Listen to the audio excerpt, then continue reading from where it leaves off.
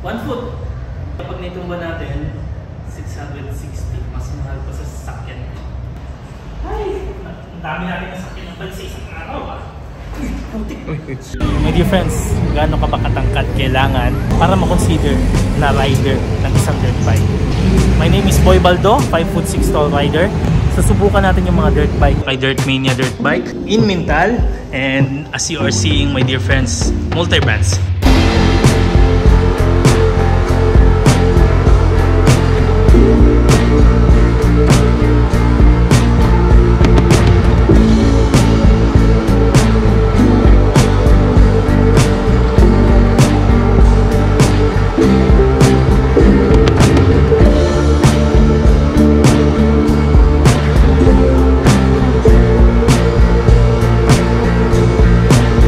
Simulan natin kay CRF 125F. Sir Mike Marte, ang taong hindi maarte. Seat height niya, 785mm. If you're 5'4", full flat siya, my dear friends. Only 90 kilograms and 125Fi siya. So imagine, XRM na Fi sinalpak dyan para gawing pang racing. So yan, if you are a kid, just like Sir Mike.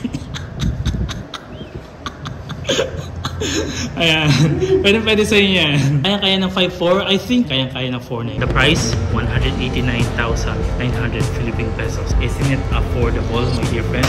Kung naghahanap pa kayo ng mas affordable, may bike talaga dito na magugustuhan nyo. And sa tingin ko, pasok sa seat height. Next up, also on Fi, Honda CRF 150R. 306,000 Philippine pesos. Kung nag-iisip kayo, kasing size ba siya ng engine ng 150L? Yes, it is. Pero ito, Unicam. And also, naka-liquid cool radiator siya. By the way, before I forget, front suspension niya, adjustable. Gas charge ang kanyang rear suspension or ang kanyang monoshock with some adjustability. It also have a higher ground clearance with a lower seat height of 855mm.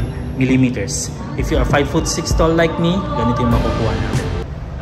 Pwedeng 1 foot if you're comfortable. Kung gusto mong dalawang paa nakasamba, almost flat-footed tayo. Almost flat-foot. And magaan. Actually, mas magaan to sa CRF 125F kasi si CRF 125 90 kilograms, ito 86 kilograms. Alright, di ba? May natututunan kaya kay Baldo. Ito talaga yung pinaka-paborito ko eh.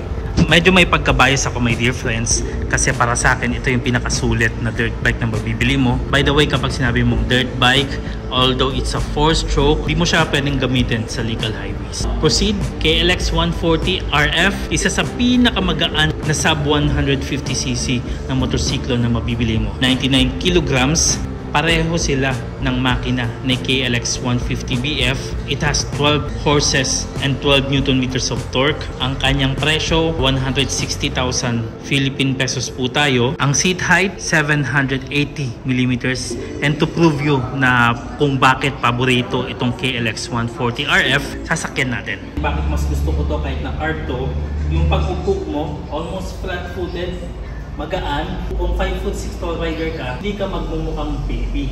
Pili ka, 160,000 Philippine pesos na beginner bike or 300,000 Philippine pesos na beginner bike. Panalo. Gusto ko itong ganitong style eh. And magaan, no? Ayun, super easy to handle. So punta na tayo sa race spec. This is the Kawasaki KX250. Isa sa pinakabigatin at saka pinakamatagal na kinikip ni Kawasaki sa kanyang lineup. This is a race bike, 249cc, expected more than 60 horses ang may papalo nito. And unlike the other Kawasaki's na they're still keeping the carb, ito po naka-fuel injected. At saka yan o, additional manufactured in Japan itself. Fully adjustable ang kanyang front suspension at saka kanyang rear suspension. Only 107 kilograms. And ang kanyang seat height, 37.8 inches or otherwise 960mm. Ang kanyang price, 461,000 Philippine pesos. Lagpas pa yung mukhang hindi ko kakayanin, pero let's give it a try. Kailangan natin magunan. Mukhang mataas. Ay, mataas talaga siya. Ayan. Ayan. 1 foot. Pwede. At saka ito na ata yung pinakamalakas na dirt bike ni Kawasaki.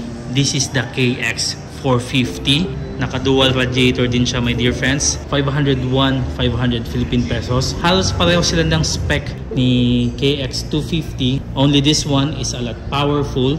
And kung titignan nyo, mukhang mas mahaba din yung kanyang front fork. At saka ang kanyang seat height, 37.6 inches or otherwise 955 millimeters. Kaya lagyan mo ngayon. Hindi mo yan Naghahanap talaga ng right muscle para makapagmotor. Mataas pero medyo comfortable siya unlike ni KX250. Kung magaling ka, pwede. Pero kung beginner ka na 5 foot 6 tall, I don't think you are into this kind of game. Mag-KLX 140 ka na lang muna kasi napaka-comfortable. At saka, laking gulat ko nung nakakita tayo ng color blue na motor dito kay Dirt Mania. What can I say? Multi-brands ang pwede nilang i-carry. And alam niyo naman na galing tayo kay Kawasaki.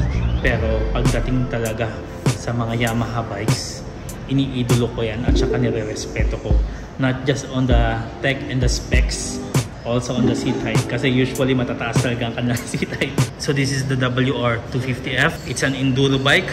May headlight siyang pagkaganda-ganda. May belly pan. Dual radiator din siya. And also, fully adjustable ang kanyang front fork. Small difference niya on the other bikes. Medyo nasa loob yung kanyang adjustability ng kanyang rear shock. Ang kanyang wet weight, 106 kilograms only. Around 950 to 956 millimeters. Ang kanyang presyo, tumataginting na 483,000 Philippine pesos. Still one of my preferred bikes. Kapag naupo ka na sa mga ganitong bikes, parang ini-invite niya talaga yung fun, aggressiveness kumbaga. Kaya medyo fan tayo talaga ng Yamaha. Pero, ayan, it is what it is. Masarap siyang upuan. Kahit na medyo ano siya, medyo malaki siya.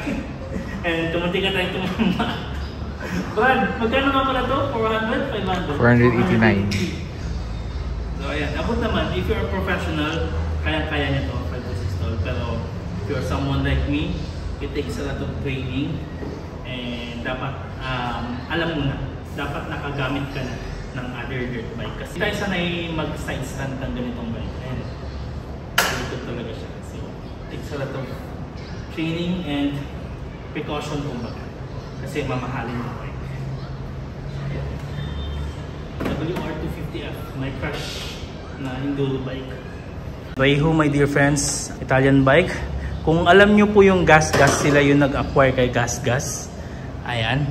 Raihu na MR, Race Pro Black. Tapos Raihu na MR na hindi siya Race Pro kumbaga. And also the Ranger. So sa lahat ng Raihu, ito ata yung masasabi mong seat height approachable. And pagdating din sa kanyang presyo, siya yung pinaka-affordable at least 540,000 Philippine pesos. And kung titignan nyo naman po, ayan o, tatak KYB. Fully adjustable ang kanyang shocks. And 109 kilograms ang kanyang wet weight. Pagdating sa kanyang seat height, 36.3 inches or otherwise 922 millimeters. And if you're 5 foot 6 tall like me, ganito po tayo. Ano puan mo? Brad, ikaw na lang sumalo para may reference din tayo kung kaya ba ng 5'4 na height. 5'4", kailangan ng boots. Ayan lang. Sinubukan kasi namin na walang video kanina. Hindi talaga kaya. Kailangan may magaan talaga. Ayan. Pero boots, pwede. Yung boots niya is yung nandun sa may toe, no? Dapat yung height niya. Okay naman siya. Ayan. It's all for the science lang, my dear friends, para makita nyo rin yung seat height references niya. Si manager, si Sir Michael. Kulang ka lang sa stretching. Hindi ko kaya yung as in magiging komportable. Ay, oo. Yung mayaman ka, this is the bike. Ayan o. Komportable kang nakatingkayan. Kasi minsan may mga motor talaga na nakatingkayan ka pero hindi ka komportable. Ito, komportable ka. Ito yung masasabi mo talaga na perfect siyang pang beginner na race spec. Mahal, race spec, 5 foot 6 tall rider, pwede. 5'4", pwede pa rin. So this is the Raihu MR300 Black. Ito po yung kanilang enduro racing. And the price, my dear friends, here in Dirt Mania, 595,000 Philippine pesos. Isa sa pinakamaganda na dirt bike na mabibili mo. And isa rin sa pinakamagaan eh. So, 105 kilograms lang siya. 950 millimeters ang kanyang seat height. And race spec to, katulad din ng 6 days or katulad din ng mga race spec ni KTM. Ay! Ang dami natin na sakit ng bansi sa araw ah. Putik! Shit! Shit eh! Ang taas niya or pagod na ako. Ay! Oo, tumama kasi yung ano. Damn! Wait lang! Ang sakit! Yung side stand niya masyadong straight. Kaya parang malanganin. Hindi, so ano?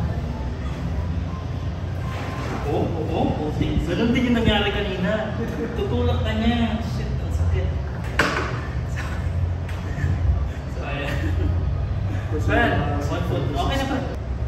So, ayan. Magkano po Side stand natin. Secret. Nasa 400 plus lang.